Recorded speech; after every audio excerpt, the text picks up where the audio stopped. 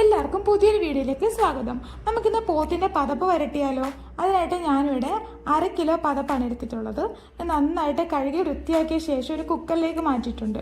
ഇതിലേക്ക് ഇനി മഞ്ഞൾപ്പൊടിയും ഉപ്പും ആവശ്യത്തിന് വെള്ളവും കൂടെ ചേർത്ത് ഒരു 4-5 വിസിൽ വരെ വേവിച്ചെടുക്കണം.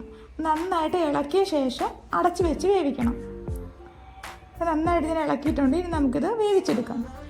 ഞാൻ ഇതിനായിട്ട് 2 മീഡിയം സൈസ് സവാളയും 2 മീഡിയം സൈസ് തക്കാളിയും ആവശ്യത്തിന് കറിവേപ്പിലയും 2 പച്ചമുളക് കീറിയതും വെളുത്തുള്ളി ഇഞ്ചി പേസ്റ്റുമാണ് എടുത്തിട്ടുള്ളത്.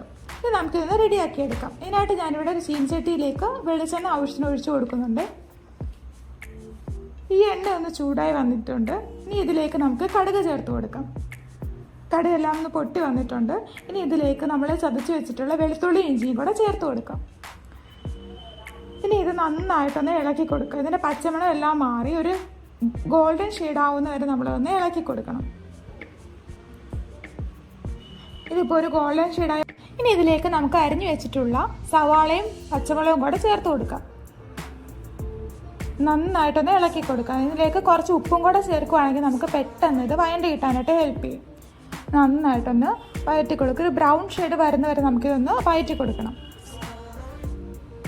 നമുക്കിതിലേക്ക് കറിവേപ്പിലയും കൂടി ഇട്ട് വഴറ്റാം.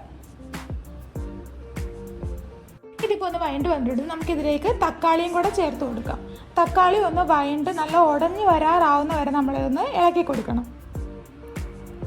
നന്നായിട്ട് അടിക്കൊന്ന് പിടിക്കുക. നല്ല രീതിയിലൊന്ന് ഇളക്കി കൊടുക്കുക.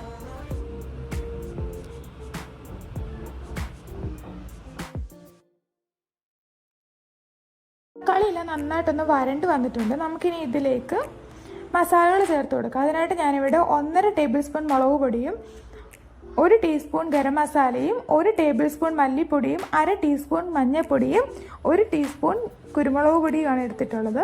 ഇനി നമുക്ക് ഈ മസാലയെല്ലാം ഇതിനകത്തൊന്ന് ചേർത്ത് കൊടുക്കാം.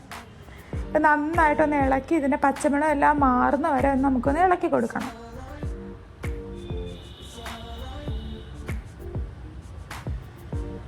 ഇപ്പോൾ ഇതിൻ്റെ പച്ചമണം എല്ലാം ഒന്ന് മാറി ഒന്ന് മൂത്ത് വന്നിട്ടുണ്ട്. ഇനി നമുക്കിതിലേക്ക് നമ്മൾ വേവിച്ച് വെച്ചിട്ടുള്ള പതപ്പ് ചേർത്ത് കൊടുക്കാം. അപ്പോൾ നമുക്കിത് നന്നായിട്ടൊന്ന് ഇളക്കി വഴറ്റിയെടുക്കാം. നമ്മൾ ബീഫ് റോസ്റ്റൊക്കെ ചെയ്യുന്ന പോലെ തന്നെ നന്നായിട്ടൊന്ന് റോസ്റ്റ് ചെയ്തെടുക്കാം.